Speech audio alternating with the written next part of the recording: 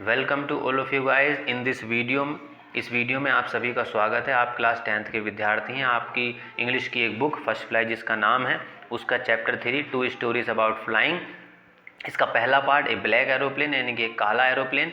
इसके कुछ short questions और एक लॉन्ग क्वेश्चंस मैं आपके सामने लेके हाजिर हूँ। आइए एक एक करके सभी को समझने का प्रयास करते हैं और देखते हैं क्या इसमें हमसे कहा गया है। तो देखिए, हु इज़ माने कौन है, द ऑथर यानी कहने वाला, ऑफ द लेसन इस पाठ को कहने वाला कौन है, द ब्लैक एरोप्लेन जिसका नाम है। तो हमसे राइटर का नाम पूछा जा रहा है। तो द स्टोरी इज रिटन, कहानी लिखी है किसने, बाय फ्रेडरिक फॉर्सिथ। फ्रेडरिक फॉर्सिथ ने इस कहानी को लिखा है। उसके बाद क्वेश्चन नंबर 2 देखिए, हमसे कह रहे हैं वेयर माने कहाँ, वाज माने था, द नैरेटर यानी कहानी को कहने वाला फ्लाइंग उड़ के जा रहा था, टू माने को यानी कि इस कहानी का जो नैरेटर है वो कहाँ को उड़ान भर रहा था। And why was he happy, और भैया वो खुश क्यों था, ये हमसे पूछा है। तो अब देखिए क्वेश्चन वही है मेरा साहब आपका, where was the narrator flying to, लेखक ने कहाँ के लिए उड़ान भरी थी, and why was he happy, और वो खुश क्यों था। तो द नैरेटर यानी कि लेखक या कहानी कहने वाला, वक्ता बोल सकते हैं। वाज फ्लाइंग माने वो उड़ान भर रहा था, फ्रॉम पेरिस, पेरिस से कहाँ के लिए, इंग्लैंड के लिए, यानी कि पेरिस से इंग्लैंड वो जा रहा था। ही वाज हैप्पी, वो बहुत खुश था, बिकॉज क्योंकि द स्काई वाज क्लियर, एक तो आसमान साफ सुथरा था, and it was a pleasant night, और ये एक अच्छी रात थी। एंड ही होप्ड, और उसने उम्मीद की थी, to have a good breakfast, कि वो एक अच्छा नाश्ता करेगा विद हिज फैमिली, अपने परिवार के साथ। तो वो पेरिस से इंग्लैंड पहुंच जाएगा, इंग्लैंड में उसका परिवार रहता है, उनके साथ वो नाश्ता करेगा, बढ़िया अपना दिन बिताएगा फिर अगला। ठीक, तो अच्छी उड़ान उसने भरी थी और इसलिए वो खुश था। उड़ान कहाँ से, पेरिस से इंग्लैंड, और खुश क्यों था, ताकि वो घर पहुँच के अपने परिवार के साथ नाश्ता कर सकेगा। क्वेश्चन अगले में देखिए, व्हाट डिड द नैरेटर सी, लेखक ने क्या देखा या वक्ता ने क्या देखा, वैन माने जब, ही वाज अबाउट वो था लगभग 150 किलोमीटर्स फ्रॉम पेरिस, यानी पेरिस से उसने उड़ान भर ली थी और 150 किलोमीटर की यात्रा वो कर चुका था।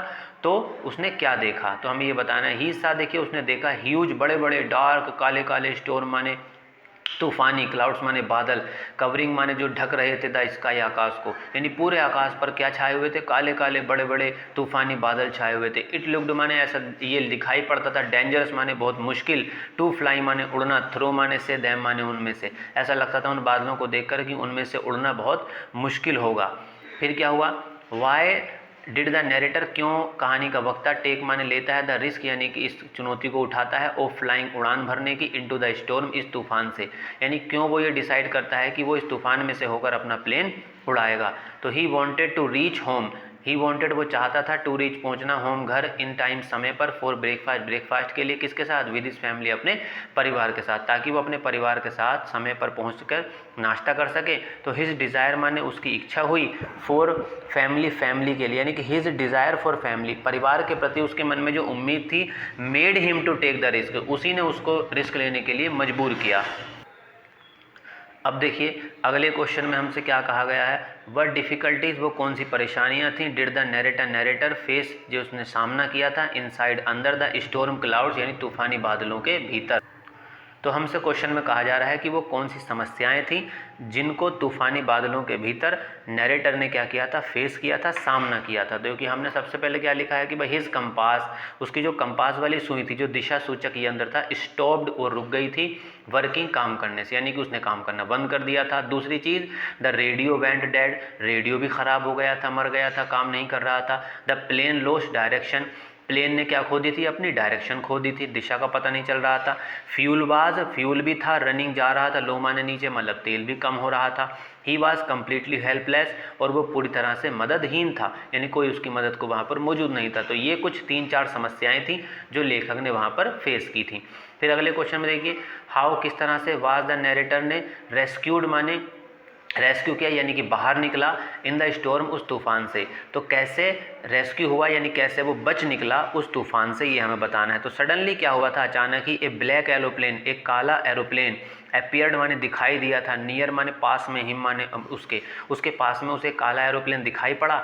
इट्स पायलट, इट्स किसके लिए आ रहा है, ये ब्लैक एरोप्लेन के लिए आ रहा है कि इस प्लेन का जो पायलट था, गेस्चर्ड, उसने इशारा किया, विद हिज हैंड, अपने हाथ से, एंड गाइडेड, और उसे सुझाव दिया क्या करने का, हिम माने किसको, जो इस वाले नैरेटर को, ये इसके लिए आ रहा है हिम, आउट माने वो बाहर आ जाए, out of the storm safely, safely यानी सुरक्षित रूप से। तो जो पास में काला एरोप्लेन दिखा था उसके पायलट ने अपने हाथ से इशारा किया कि भैया मेरे पीछे पीछे आ जाओ और तुम तूफान से बाहर निकल जाओगे। अब देखिए अगले क्वेश्चन में क्या हो रहा है, वर्ड सरप्राइज यानी कि वो कौन सी हैरानी वाली बात डिड द नरेटर ने गेट माने पाई आफ्टर बाद में लैंडिंग उतर जाने के सेफली अच्छे तरीके, जब उसने अपना प्लेन लैंड कर लिया तो कौन सी हैरानी वाली बात उसके साथ घटित हुई। तो एट द एयरपोर्ट, एयरपोर्ट पे क्या हुआ, द नरेटर ने आस्क्ड पूछा अबाउट बारे में द अदर पायलट, और दूसरे पायलट के बारे में, क्योंकि जो नरेटर था वो ब्लैक एरोप्लेन के पायलट का पीछा करते करते उसने अपना प्लेन लैंड किया था, लेकिन जब वो वहाँ उतरा एयरपोर्ट पर उसने पूछा जाके कि भाई उस पायलट के बारे में बताओ कौन उड़ान भर रहा था मेरे साथ में। बट लेकिन द वुमेन, वो महिला एट द कंट्रोल सेंटर, जो कंट्रोल सेंटर पर बैठी थी, टोल्ड माने उसने बताया हिम माने नरेटर को कि no other plane was in the sky that night, कि उस रात आपके अलावा किसी और ने उड़ान भरी ही नहीं थी। दिस माने इस बात ने शॉक्ड हिम माने उसे हैरान कर दिया था। भाई जब उसने पता चला कि कोई दूसरे ने तो पायलट ने उड़ान भरी नहीं, सारे एरोप्लेन रद्द कर दिए गए थे, सारी की सारी यात्राएं रद्द कर दी गई थी, बस आप ही आसमान में उड़ रहे थे और आप कह रहे हो कि वहाँ पे कोई दूसरा पायलट भी था, लेकिन ऐसा तो वहाँ कोई था ही नहीं। तो ये बात नरेटर को बहुत हैरान करने वाली लगी, हर किसी को भी लगेगी sir. What do you think, आपको क्या लगता है, वाज माने था द ब्लैक एरोप्लेन, यानी कि क्या वास्तव में ब्लैक एरोप्लेन क्या था, ये हमसे पूछा जा रहा है। तो the black aeroplane was a mystery, हमने जो कहानी पढ़ी उसके अकॉर्डिंग तो हम यही कहेंगे कि वो एक रहस्य था, काला एरोप्लेन। सम बिलीव, कुछ विश्वास करते हैं कि भाई इट वाज गॉड्स हेल्प, ये ईश्वर की तरफ से कोई मदद की गई थी शायद, कि ईश्वर आया था उसको बचाने के लिए, और या फिर एक गार्डियन एंजल यानी कि एक पवित्र आत्मा कह सकते हैं, एंजल का मतलब फरिश्ता कह सकते हैं, एक सुरक्षा करने वाला या मदद करने वाला कोई फरिश्ता था। दैट माने जिसने, गाइडेड माने यानी गाइड किया था आने के लिए अपने पीछे द नरेटर, नरेटर को, भैया तो ईश्वर ने उसकी मदद की या फिर कोई एंजल आया, कोई फरिश्ता आया जिसने उसकी मदद की। द ऑथर लीव्स, लेखक छोड़ देता है, इट माने इस बात को, फॉर रीडर्स पढ़ने वालों के लिए, टू इमेजिन, इमेजिन करने की, यानी कि हमने जिन्होंने ये कहानी पढ़ी है हमें ही सोचना है कि भैया वो क्या हो सकता है, वो ईश्वर थे या फिर वो ईश्वर का कोई फरिश्ता था, ये हम पे ही लेखक ने सोचने के लिए छोड़ दिया है।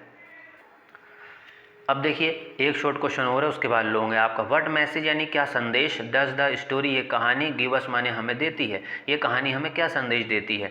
तो द स्टोरी टीचर्स अस, ये स्टोरी टीचर्स सिखाती है अस हमें, दैट कि भैया फेथ यानी विश्वास, होप यानी उम्मीद, एंड करेज और साहस, हेल्प मदद करते हैं, अस हमारी, फेस सामना करने में, द रस्ट सिचुएशन का मतलब होता है ख़राब हालतों को या ख़राब परिस्थितियों को झेलने में या उनका सामना करने में, ये सब चीज़ें हमारे मदद करती हैं अगर हमारे मन में फेथ है, होप है और हमारे अंदर करेज है इन लाइफ, जीवन के अंदर।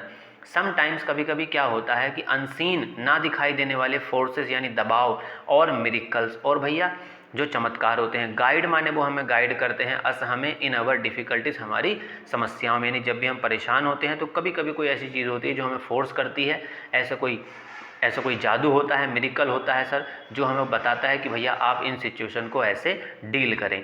ये आपके शॉर्ट क्वेश्चन खत्म हो गए। अब हम देखिए हम लॉन्ग क्वेश्चन देखेंगे। आइए लॉन्ग क्वेश्चन समझने का प्रयास करते हैं। तो देखिए डिस्क्राइब माने वर्णन करिए, नरेटर्स एक्सपीरियंस यानी कि वक्ता के अनुभव का, एज माने जैसा कि ही फ्लू माने उसने उड़ान भरी थी या उड़ाया था, द एरोप्लेन अपना एरोप्लेन, इनटू द स्टॉर्म तूफानों के बीच से, तो तूफानों के बीच से उसने अपना एरोप्लेन उड़ाया था।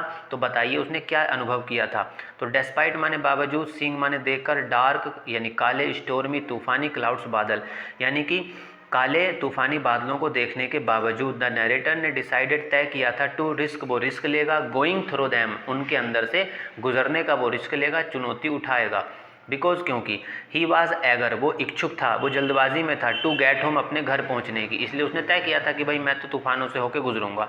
इनसाइड द क्लाउड्स बादलों के भीतर, एवरीथिंग वाज ब्लैक हर चीज़ काली हो गई थी। ही कुड नॉट सी वो नहीं देख सकता था, एनीथिंग कुछ भी, आउटसाइड द एरोप्लेन एरोप्लेन के बाहर, एरोप्लेन के बाहर वो कुछ भी नहीं देख पा रहा था।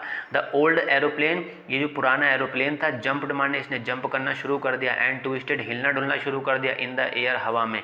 द कंपास जो कंपास थी, the radio and all other instruments और बाकी सारे उपकरण वर डेड खराब हो गए थे। ही कुड नॉट इवन सी वो ये भी नहीं देख सकता था कि वेयर माने कहाँ पर, ही वाज माने वो था, उसे ये भी नहीं पता था कि मेरी सिचुएशन कहाँ है, यानी मैं किस स्थिति में हूँ, मेरी जगह क्या है आसमान के अंदर।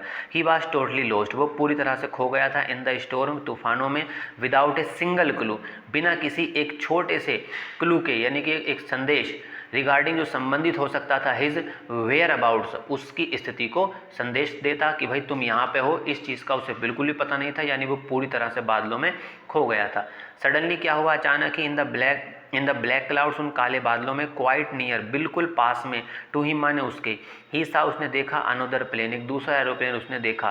तो भले ही इट हैड नो लाइट्स, भले ही उसमें कोई लाइट नहीं थी, कि देखिए एरोप्लेन के जो पंख होते हैं उनमें लाइट्स लगी होती हैं कोनों पर, तो लेकिन जो ब्लैक एरोप्लेन लेखक को दिखाई दिया था, नरेटर को दिखाई दिया था, उसमें कोई लाइट नहीं थी।